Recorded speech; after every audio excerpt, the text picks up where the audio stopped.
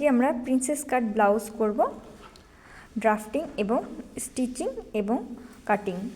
সর্বপ্রথম আমরা নিয়ে নেব লেন্থ। এখানে আমাদের ব্লাউজের যা লেন্থ রয়েছে তার সাথে আমরা 1+ করব, সেটা আমাদের এক্সট্রা সেলাই মার্জিনের জন্য। তারপর আমরা নিয়ে নেব আমাদের পুট।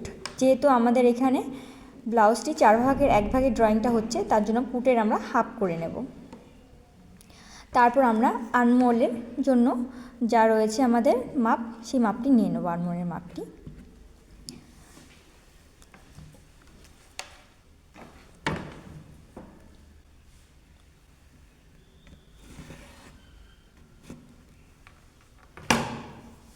এরপর আমরা চেস্টের মাপটি নিয়ে নেব।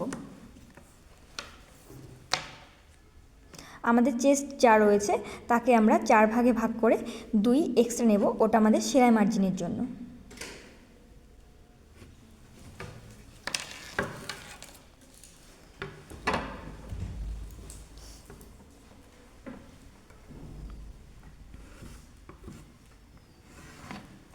এরপর আমরা ওয়েস্ট লাইনের মাপটি নিয়ে নেব।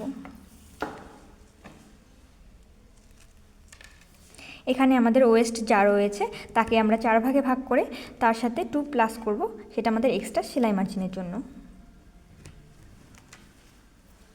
এরপরে আমরা দাগগুলোকে জুড়ে দেব।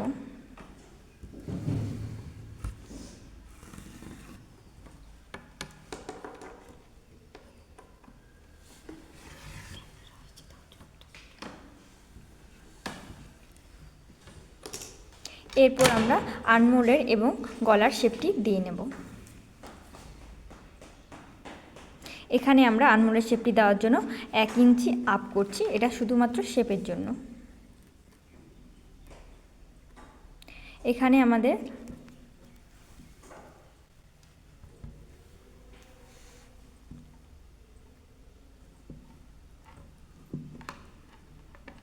আর্মহোলটি যা রয়েছে তাকে আমরা হাফ করে সেখান থেকে শেপটি শুরু করব।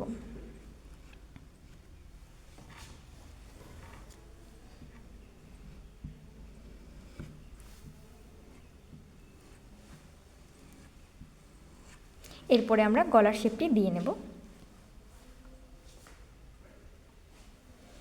এখানে আমরা গলা কাটছি 3 ইঞ্চিতে, তো সেক্ষেত্রে আমাদের যেহেতু ফোল্ডে আছে গলাটা আমাদের 6 ইঞ্চিতে বেরোবে।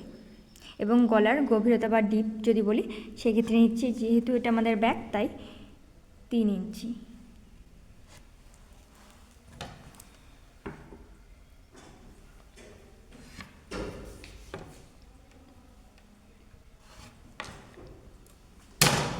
এরপর আমরা শেপটি দিয়ে নেব।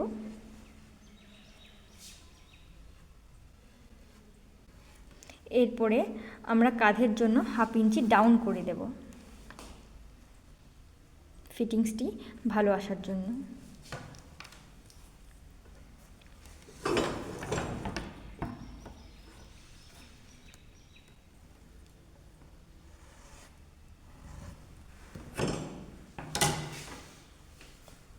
আমরা বাস পয়েন্টটি মার্ক করে নেব। আমাদের বাস পয়েন্ট এখানে 10। তারপর আমরা বাস পয়েন্ট থেকে 3.5 ইঞ্চিতে মার্ক করে নেব, আর নিচে 3 ইঞ্চিতে মার্ক করে নেব। এরপর আমরা শেপটি দিয়ে নেব।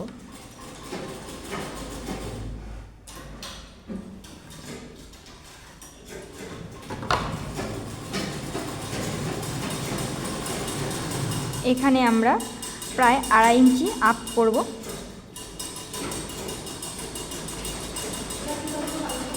আর সাইডে প্রায় 1.5 ইঞ্চি গ্যাপ রাখবো।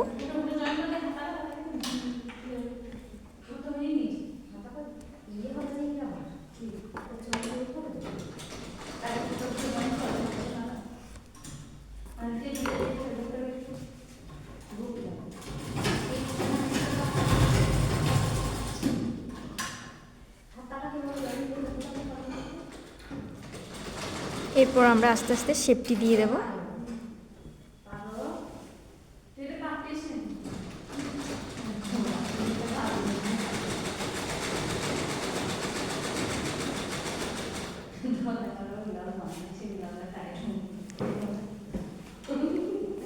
এরপর আমরা আনমোলের শেপটি দিয়ে দেবো।